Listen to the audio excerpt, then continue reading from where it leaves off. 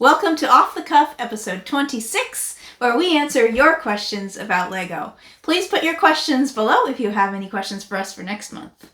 Today we've got topics including the Black Pearl, the BrickLink Designer Program, and some upcoming sets in 2026, the new Modular, and a massive Lord of the Rings set. Those sound like fun topics. All right, let's jump into it then.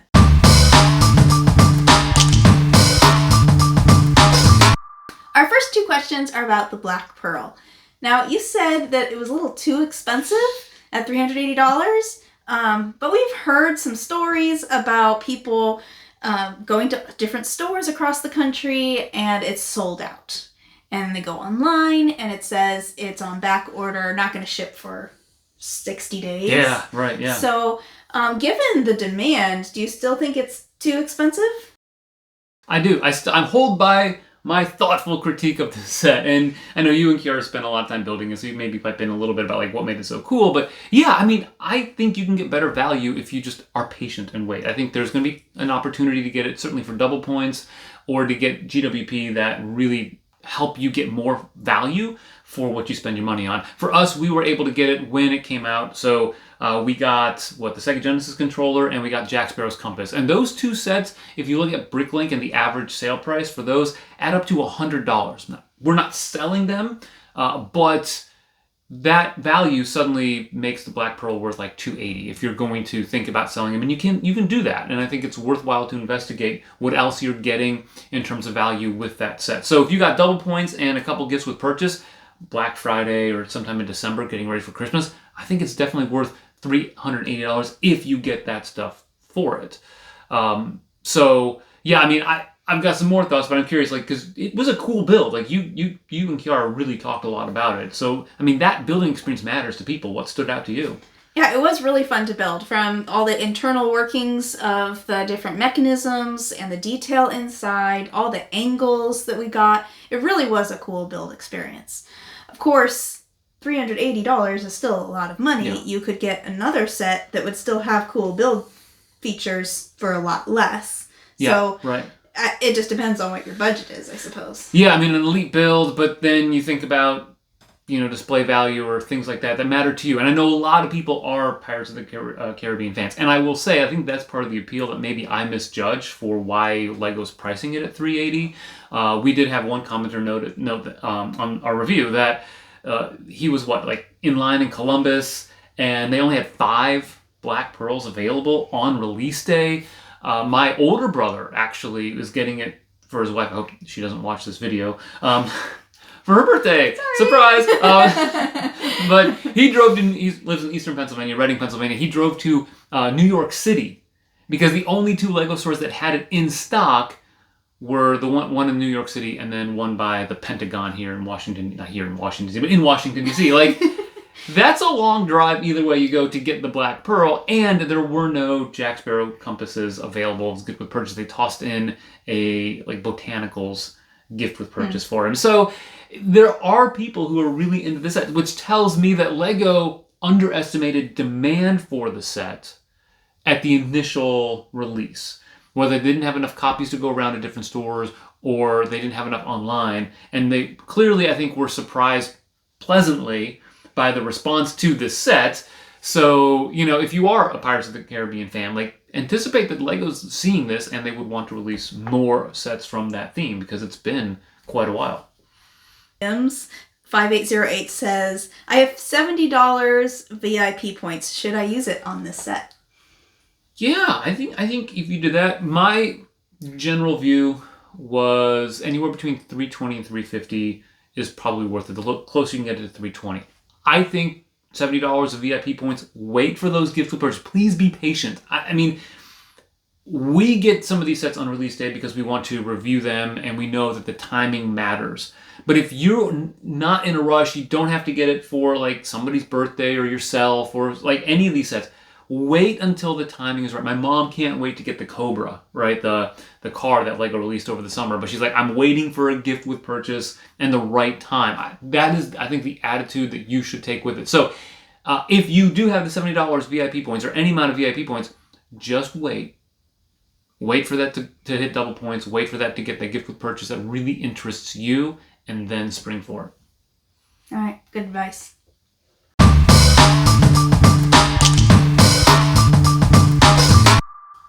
Our next couple of questions are about the BrickLink Designer Program. Nice. You had talked about in one of your videos the Outlaw Forest Den. Yeah, right. And Patty, Miss Cat Lady, wants to know, okay, I want it. How does it work?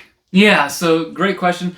On October 6th, Lego through BrickLink, so you have to go to bricklink.com, and your login for Lego and BrickLink will now be the same. Starting this month in September, they actually synced those up. So you got to make sure you do that. But if you log in to BrickLink, which should be, again, your same Lego ID sign-in for your Insider's account, you will be able to click on the set. It'll take you to like lego.com, and you'll be able to order the set. I think you can order up to 2 copies of one of the individual sets. And as long as they get a certain amount, they'll get funded, crowdfunded, meaning that they will be in production. Every single BrickLink Designer Program Series 1, 2, 3, 4, and 5 got the crowdfunding support. They only, though, produce a certain number of each one of them. There was last time a little bit of flexibility that if one wasn't getting as much sales, then they might up production of another one, mainly the Adventures in Transylvania set. So go to bricklink.com, log in. You can click on BrickLink Designer Program Series 6. It starts at 8 a.m. Pacific Daylight Time, which for us here on the East Coast of the United States, it's 11 a.m. Eastern Daylight Time, and then wherever you are in the world, you can just kind of Google what time that equates to, and you can pick them up then. You should be able to still get some of the Outlaw Forest Den sets after an hour or two, couple hours, but I plan on going pretty early to make sure I get a copy of that one, because I think that one's fantastic. And by the way, I don't know if you're going to ask this, but thanks to Brickhammer, the designer of the Outlaw Forest Den, for providing some more comments on our video to clarify some questions that people had. Yeah, that was awesome. Namely, are those wonderful wolf pack shields printed? Yes. Very nice. All right, so can you tell us what sets you have bought through the BrickLink Designer Program so far? 2. This one right here, the medieval Seaside Market, and then back behind me here, we've got the Forest Stronghold. Those are the 2 ones that we've ordered. We didn't order any from Series 5 just because, where we anticipated our budget being, and it was a tough call. Like, there's so many good sets. I think there are a lot of good sets out there that we just can't get them all. So we're going to pick and choose our spots. But for BrickLink Designer Program Series 6, I think the only one we're going to be getting, even though a lot of them look really cool, like that Wild West Gold Mine, looks pretty sweet, but we're going to get the Outlaw Forest Den because I love me some Wolfpack, I love Castle, all that stuff. So lots of good options. We've only ordered 2. You can go and watch reviews on them online. You can always watch speed builds. We've done a couple of them. Other people have done so as well. If you want to get a flavor for the kind of building techniques that people use, just because you want to make sure that you spend your money wisely and you want to make sure you're getting the best value you can. So you can definitely check out what those building styles look like. Very much, they're like mocks. They're really, really cool in that way.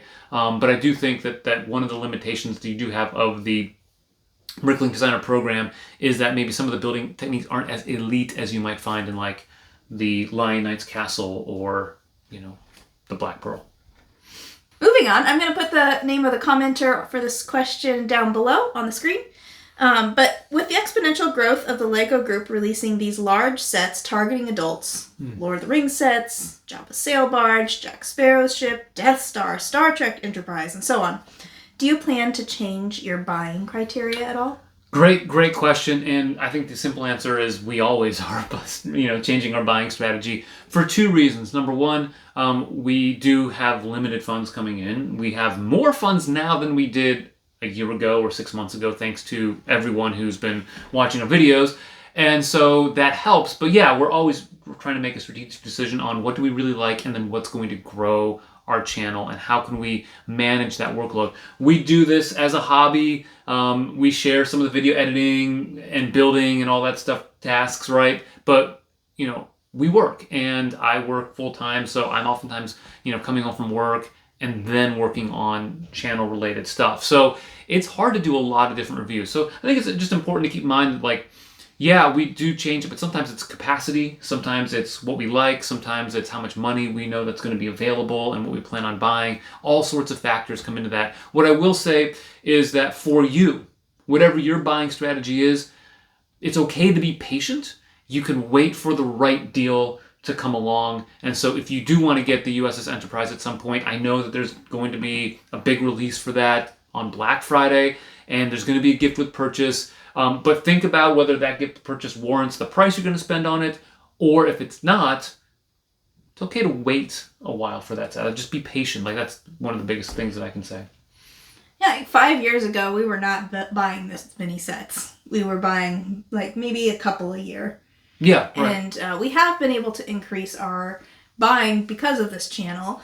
But if we didn't have this channel, we would probably still just be buying a couple. It wouldn't be that we would increase our budget to buy more Lego. It would just be we'd have more choices of really cool sets to pick from. Yeah, we just have more opportunities to say no to Lego sets. I mean, that's what it comes down to, right? Like, it's really hard to get everything. Space is a constraint. Time is a constraint. So, yeah, I mean, it's one thing I like about Lego Leaks, right, is the fact that I can anticipate what's coming down the road. So I know that, do I want to get that BrickLink Designer Program Series 6 set, or do I want to spend that money on something else, right? And that really helps us kind of gauge what's coming down the road. Yeah. Speaking of coming down the road, what news do we have about the new Modular coming out 2026? Yeah, I mean, rumors have begun to leak. Yeah, about the 2026 modular building. And first of all, we've heard that it's going to be a music and furniture shop, which I'm guessing is why you pulled this up. She gets all the questions ready, and then like she'll just have random sets here on the table, and I got to try to figure out like, why is that here? So I'm guessing that's why you have this. Okay. So it is a potentially music shop and furniture department modular building. Rumors have it, I think, at 3,400-ish pieces for roughly $230, but that is subject to change given all the different things going on here in the United States with tariffs and whatnot. So it's not going to be this big. Like, we can be very clear about that. It's going to be the size of one 32 by 32 base plate. This is our custom music shop right here, and then we did a custom version of the Friends Downtown Flower and Design Shop that we made, compatible with modular buildings and all that. So that's where this comes from. And yeah, I think that's really, really exciting. Although I know that a lot of fans are hoping for schools or hospitals or police. I mean, we do have a police station, but some of those kinds of things, government-based services.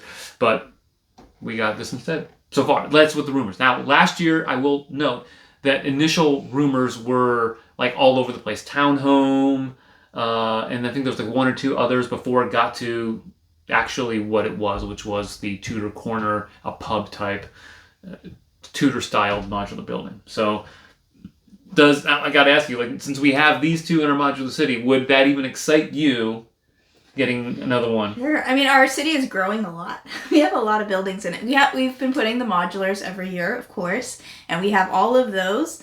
But lately, we've added other buildings as well. So we have some of the Marvel sets. Yeah, I got some of the Marvel modulars. We've got a couple of these Friends ones that, we've kind of redesigned to fit into the modular city. And then we've got our one mock that we also have in our city. So, we've got, our city is growing.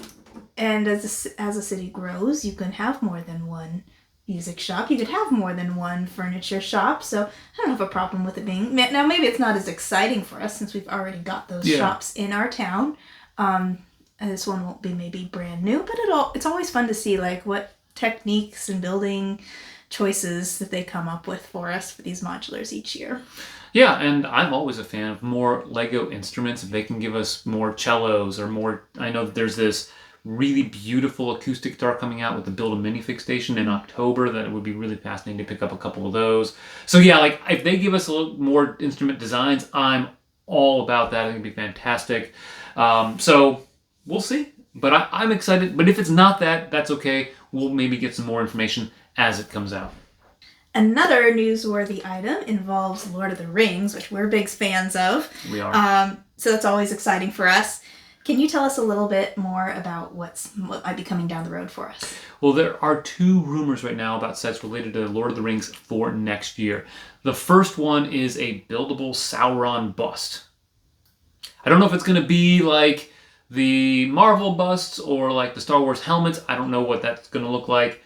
Rumors suggest that it's going to be in the ballpark of like 550 pieces for $75 or something like that. So I hope there's a minifig. And I hope there's a minifig for 2 reasons. Number one, I think that helps to justify the price because that strikes me as pretty high. The second thing, of course, is if you get the Sauron from Barad-dûr in a $75 set or $80 set, like I think that just makes it much more affordable to get an exclusive minifig that right now only comes with a massively expensive set. So I'm okay with that. I have no problem with that. If Lego wants it, I don't feel gypped out because, oh, I spent all this money on Barad-dûr to get Sauron. I spent $400+ on Barad-dûr to get Barad-dûr. So it doesn't really bother me. But yeah, that's one of them. Now, that's the probably least exciting of the 2. The other one is allegedly we are getting Minas Tirith. And that would be pretty cool. I'm very curious to know how they would execute that set, whether it be micro scale, whether it would be open back like Rivendell and Barad-dûr and the Shire, or if it's going to be very tall, how many pieces, how much is it going to cost? Do we finally get, Faramir? Do we finally get Éowyn in minifig form? Like, those are questions that I got another answer for. But at this point, all we've heard is that, and again, that I take all rumors this early with a grain of salt, because I think it would be sometime like a summer or late spring, spring or summer Lord of the Rings release. So I don't know. Minas Tirith. Yeah, I mean, you've said for a while that you almost don't want Minas Tirith to be the choice only because of the scale of it. It's so huge, and you're not a big fan of micro scale. But, I mean, we've got the Neuschwanstein castle, and, that looks really cool. That's micro scale, so I don't know if it would be kind of in line with that. Or, I guess there's lots of room for imagination right now. Yeah, I mean, that's the cool thing about it. Like when you hear a rumor, it's nice to kind of play it out in your head, like what it might look like. And since there is a rumor that seems to be coming from credible sources, it's a lot better than just, oh, I wonder what Minas Tirith would look like in Lego form. It's actually like, okay, this could actually happen. Part of me wonders if they look at the success of, or the upcoming success or lack thereof of the Death Star slice, if you will, and the first $1,000 Lego set to see how high that price might go. Or maybe they were thinking about, well, we're going to do this one Star Wars and then go for that. Because I could see a world in which Minas Tirith is $600, $700, $800, $900, $1,000. Oof. That's a hefty price tag. I mean, Rivendell is $500, and that one sold well. Barad-dûr $400, that one $450, or I forget exactly what it was. That also was expensive, but it also seems to be selling well. The Shire, not my favorite. That tree is one of the ugliest things I've ever seen. Yes. Oh my gosh. Yeah, someone commented the tree on which set? The haunted mansion was better than the one on the Shire. Yeah, the dead haunted mansion tree better than the Shire tree, and they're not wrong. But there were some cool elements of the Shire. I think it was a little bit disappointing. And I think the Balrog versus Gandalf Book Nook was a little disappointing as well. So I do hope that. If we get more, first of all, I do hope that we get more. Second of all, ideally we will be getting more of a line of various ranges of prices for sets, from small vignettes to maybe some of those, display pieces that are smaller, like the Jurassic Park one from a couple of years ago, where it had the T-Rex and then the 2 vehicles, with the black decal. I mean, there's just some really cool things that you could do with Lord of the Rings that might make it more appealing to adults and yet affordable at the same time. I hope, ideally, Lego do that. No evidence of that at this point in time, but I certainly would be excited for Minas Tirith, but not excited about the price. Because I thought the Shire was a bad price. And I thought, well, okay, that's okay. It's like a one-off. But then every other big Lego set that's come out, or almost every one, has been just too high, too expensive for like what I would be comfortable recommending people pay for it by and large, with the exception of the Temple Bounty. That's the only one that we reviewed this summer. I'm like, totally, like if you spent $200 on the Temple Bounty, like that's okay. Like even that one, I'm like, find a way to get better value than $280, but yeah. All right, that's all we have. Cool. Please remember to put your comments below. We love to answer your questions next month. Thanks for watching. Please subscribe to the channel if you haven't already. Like the video, ring the bell for notifications. You know the drill. And always remember to keep building together.